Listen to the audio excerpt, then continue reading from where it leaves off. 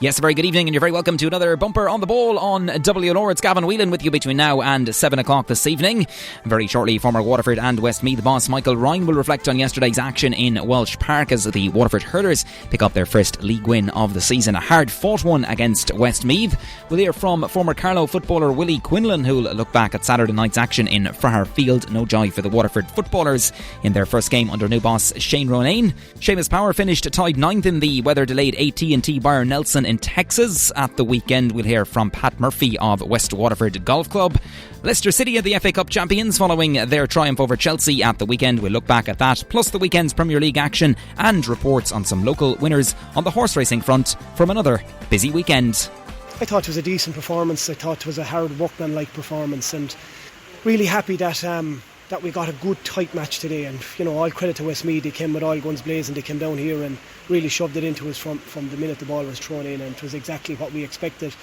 And I'm delighted with the reaction from my lads, the way they dug out the result in the end. Yeah, you're very welcome along to the programme. Monday the 17th of May, and that was Waterford hurling boss Liam Cahill reflecting on yesterday's hard-fought win over Westmeath as the Laois hurlers picked up their first league win of the 2021 season. Waterford 122, Westmeath 119, the full-time score in Welsh Park yesterday. Difficult weather conditions for a lot of the game yesterday as the rain teemed down. Mikey Carney's first half goal saw Waterford lead at half-time by 112 to 9 points as DJ Foran, Patrick Kern, Peter Hogan and Seamus Keating all registered on the score sheet for Liam Cahill's side. Westmeath had Killian Doyle mainly to thank for hauling them right back into contention in the second half through his free-taking and some fine scores from play. Waterford finished the game with 13 players following the dismissals of Jack Fagan, who was sent off on 2 yellow cards and a straight red card for substitute Darragh Lyons. Westmeath finished with 14 men as Cormac Boyle, their captain, was sent off on a straight red card after a dangerous tackle on Peter Hogan by Cork referee Colin McAllister, who awarded 49 frees in yesterday's game. Yeah, there was plenty of talk about the free taking and the refereeing, particularly the hurling and indeed I suppose the football. No shortage of talking points or discussions from the weekend. I'm sure that will continue, but Waterford calling on Kevin Moran, then the vastly experienced Moran, and Kieran Bennett, who came off the bench late on. They contributed at 3 points between them as Waterford held on for what proved to be a hard-fought victory, 122 to 119. Next weekend, Waterford welcome All-Ireland champions Limerick to Welsh Park. It's a 3:45 throw-in on Sunday afternoon. Live coverage here at WLR, all thanks to George Corbett Skoda, with Kieran O'Connor and Fergal Hartley on the air from 3:30pm. Westmeath have another difficult challenge next weekend when they travel to Cork, who of course had that draw with Tipperary in Thurles on Saturday evening.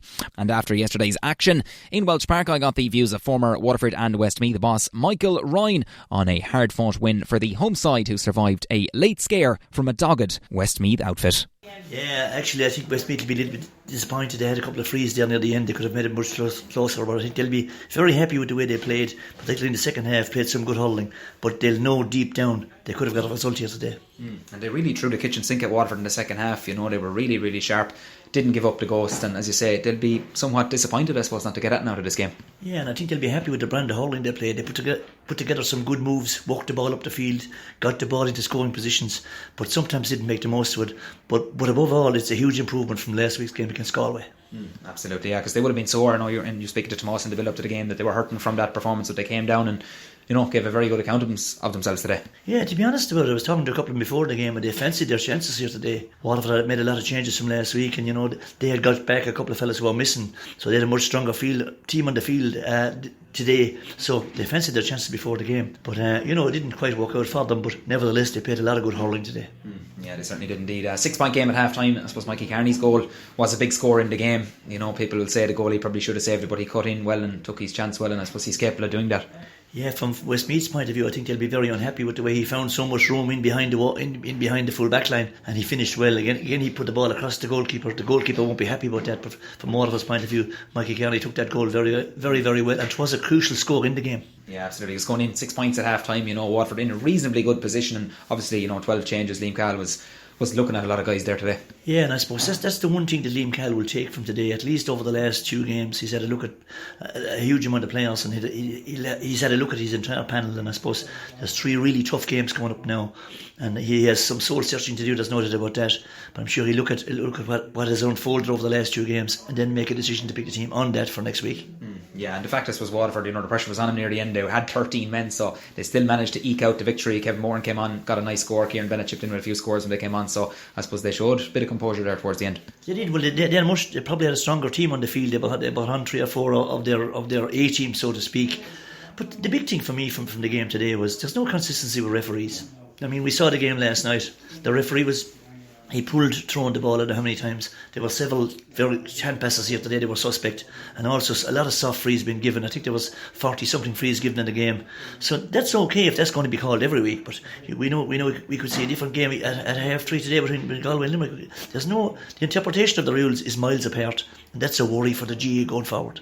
Yeah, it certainly is. 49, I think, was the tally called McAllister this afternoon, and players, management, the few of us that are in the ground as well, that free-flowing nature, do you think that's going to be taken away from it? Like, cause, we don't want that, I suppose, going into the championship, do we? Yeah, we have to find a balance. Certainly the harsh frees have got to be called, and the serious fouls have got to be called. But again, you can't have one referee doing one thing, and there is assessors, and the whole thing. This information, I presume, is being fed back to the referees. But if he's been fed back to the referees, we still can't seem to get any common ground, which is a worry in itself. Yeah, I think they're being told from talking to, of course, the Waterford referee Thomas Welch, who's doing very well in the inter-county panel, that they're being told maybe if a defender is coming out now to give the free rather than giving him the advantage and calling it back. So obviously, they're under probably instruction as well to perform each week. They probably are, and one feature I think is a step backwards is the advantage rule before. I mean, the referee had 5 seconds. If the referee has to have 10 seconds to make the right decision, because if somebody is fouled blatantly and drives the ball wide, I think it's a good idea to give him a second shot at it. But that for some reason they seem to have taken that thing out of the game. But again, it's the old thing coming down from Croke Park. Again, if something isn't broken, don't go fixing it. And that's exactly what they've done here. Yeah, absolutely. Well, Westmeath will be happy with their efforts. To say Killian Doyle, I think, corner forward, really impressive today from play and freezing. Will, I suppose, be disappointed because he missed a few there near the end, but he was their real go-to forward, wasn't he? He was, but Killian Doyle is, he wouldn't be that fit. I believe he hasn't trained much with the team. He was working in England for a while. He's only back now. Niall O'Brien is back from Dubai. Angus Clark's first game again today. He's been touring abroad. So overall, they'll be very, very happy. A little bit disappointed they didn't get a result or maybe get a draw out of the game. But overall, they played lovely hurling. This is a big step forward for them from last week. They were hammered last week by Galway. And I know from my time in Westmeath, these fellas are able to play hurling. And they put together some good moves today. They worked the ball well up the field, created some scoring chances. So that's a step forward. Their ultimate test is the Joe McDonagh Cup. So this is only building a platform for that, but there's another big test for them coming next week now. I think they're away to Cork. Yeah, they certainly are round 3 next weekend, and you hit the nail on the head there, I suppose, about the league, with no kind of knockout stages or league final as such, unless there's 2 teams meeting the championship. That it's about building now towards the summer, isn't it? Yeah, and for managers, I think they'll just want to see what the strength of their panel is. They'll want to put structures in place. They'll want to get fellas used to playing together, get their best team on the pitch, see what their options are coming off the bench. So that's what managers will look for from this league. I think the league was never less significant than it is this year, because it's just right up on top of the championship. Yeah, and of course on round 3 next weekend, All-Ireland champions Limerick coming to town, of course, next Sunday, and Westmeath, of course, a difficult trip to Cork, but another good opportunity, I suppose, for both managers. And Liam Cahill hit the nail on the head there, I suppose, that he said, Waterford's record against Limerick in recent seasons, it's been poor. Yeah, well, this is a home game here in Welsh Park. It'll be very interesting to see what team Waterford put out. He's had a look at most of the players. I wonder will Jamie Barron be back in contention, because he's a huge loss for that team. And we should also remember, they have a new goalkeeper, so that's going to take a bit of bedding in. Tig is a massive, massive loss. And you have fellas like Austin Gleeson today, and he's really blossomed over the last 12 months. So there's a lot of good players missing today, so I'm sure it'll be a different Waterford team we see next week. Yeah, and I suppose a final point to end, and I suppose just great to be back in GA grounds, and hopefully this is the start of an exciting summer now, isn't it? Hopefully. Absolutely fantastic to walk in here today and see the teams coming out and the game starting off, and something we've been deprived of and denied of over the last 6 months or so. Somebody said to me last week he'd even love to go and see a Junior B game now, but it was great to be back, and it's great to see that thing is up and running again. And I'm sure with the vaccine and all these things taking place, things will get better, so there's an awful lot to look forward to. Great stuff, Michael Ryan. Thanks as always. You're welcome.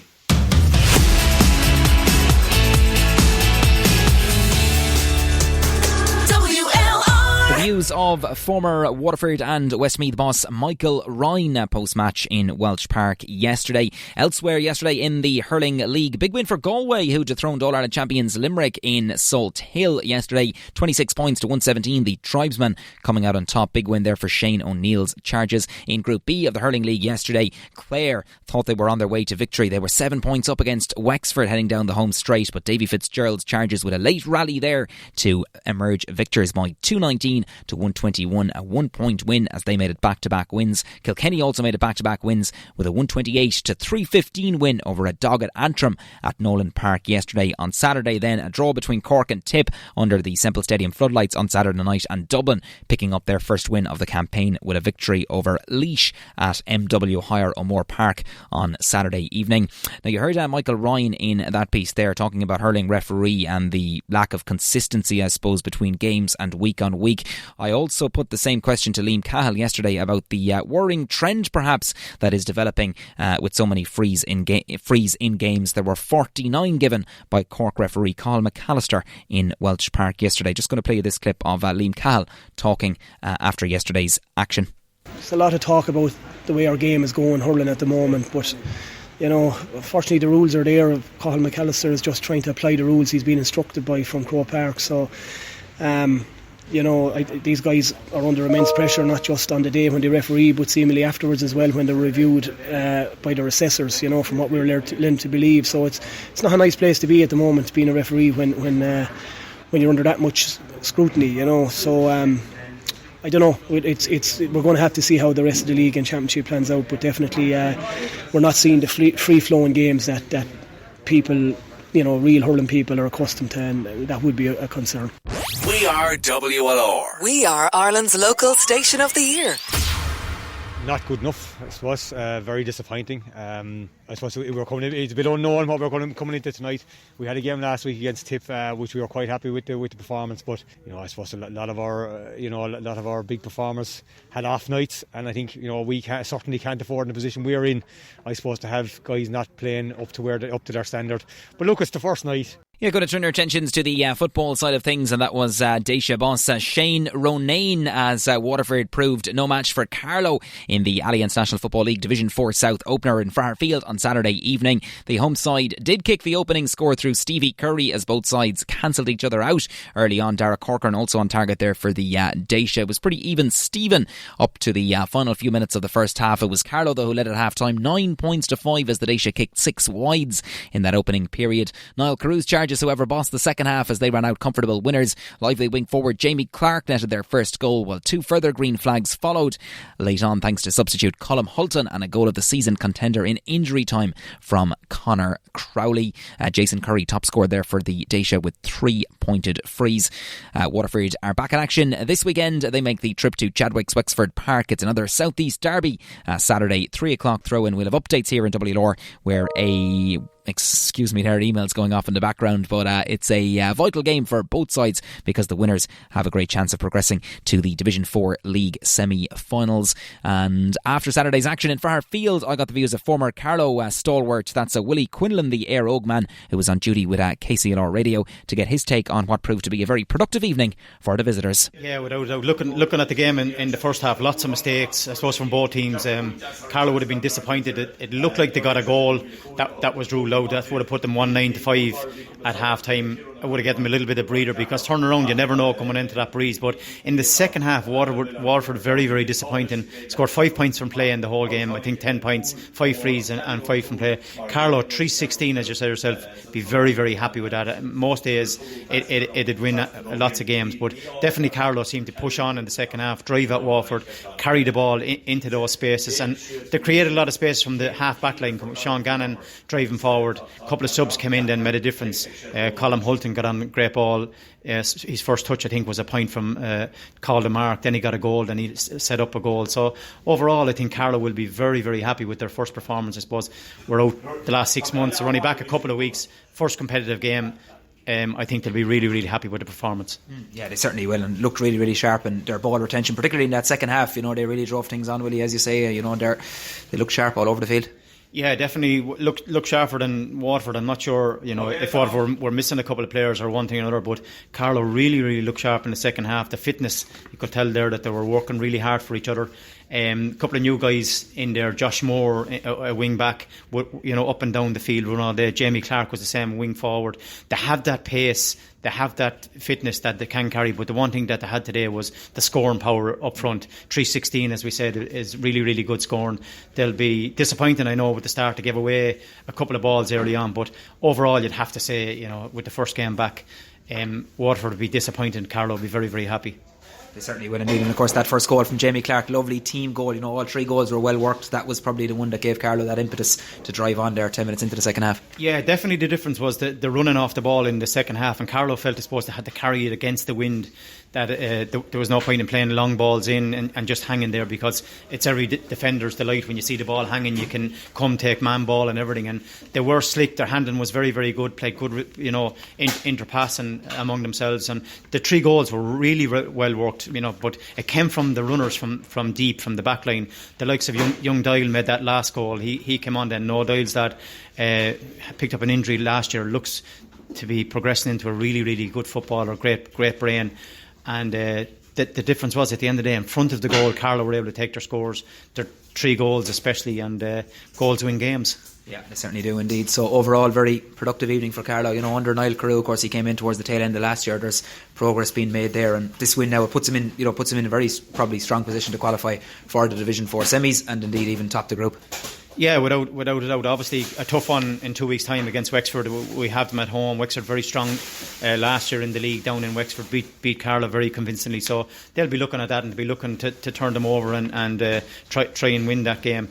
Difficult for a lot of players that have been there for a couple of years, because the game plan has totally changed from having 13 behind the ball and defending, and it's more holding on to the ball. This is probably a breath of fresh air where players are trying to actually get into scoring positions. You can see Conor Lawler got forward a corner back to score a point, which is, it's brilliant to see. When you have the legs and you can get up and down the field, it's great to go and express yourself, and that's exactly what they did. They came from all sorts of angles, from wing backs, from Sean Gannon to Conor Lawler, two backs, and it's great to see. Solid in the middle of the field, Owen Root and Dara Foley, huge experience, big strong physical men. Even though Waterford had Prendergast in there, who was a big strong man as well, I think they just outplayed him in the second half, bypassed them, got the ball first time into the full forward line, got the runners off the balls, and deserved to win in the end of the day. They did, and I suppose finally all is not lost for Waterford. Of course, they have a big challenge now going to Wexford Park next week, but they know go up there, get a win, and if results elsewhere, I suppose, go their way the following week, there is that slight chance, and they'll have the benefit, I suppose, of a game under their belt going to Wexford Park next week, Willie. Well, that's exactly what you'd be hoping for, to have that game under the belt, to have that competitiveness where Wexford don't have that. So they're obviously going to learn. You learn probably a lot more from losing the game maybe than from winning it. Sometimes it can happen. So they know they'll have to win, if they're in with a chance against Wexford. If they could beat Wexford next weekend and Wexford beat Carlow, you're all back to square one. So they're definitely in with a show to have that competitive game underneath their belt, and they'll be looking to push on and get another 2 points maybe next weekend. Yeah, thanks indeed to Willie Quinlan for that post-match piece in Fairfield on Saturday evening. A productive one for the Barrowsiders. That was revealed after Saturday's action. Former Waterford captain Tony Gray is to miss the rest of the 2021 season after suffering a season-ending injury at training last week. It happened on Thursday evening, and he'll undergo surgery after he ruptured his Achilles tendon and will miss the 2021 League and Championship. And the New Daisha boss Shane Ronayne was devastated to lose the Stradbally man just before their Division 4 opener against Carlow. He spoke about Tony in his post-match chat to us on Saturday evening. On that note of injuries, we lost Tony Gray the other night to a serious injury. He ruptured Achilles tendon here the other night, and unfortunately, Tony's been fantastic since since I got involved. There a few weeks ago, a great leader. And look, his presence around the place tonight was probably a big loss. It hit the lads hard the other night when it happened. And Tony's going for an operation tomorrow morning. Look, and we just like to wish him all the best, because he's been a fantastic stalwart for Waterford football, and a great guy to have around. And we were gutted the other night when it happened. And look, just an unfortunate incident just happened. No one was near him or anything like that. So look, we wish Tony all the best. And yeah, what a warrior for club and County, Tony Gray, and on behalf of us all here in WLR and indeed the wider GA, I suppose, and sporting community, wish Tony the very best of luck there with his recovery. Much more coming up in part 2. We'll be hearing from Pat Murphy, the spokesperson of West Waterford Golf Club, on Seamus Power's tied ninth position even at the AT&T Byron Nelson in Texas over the weekend.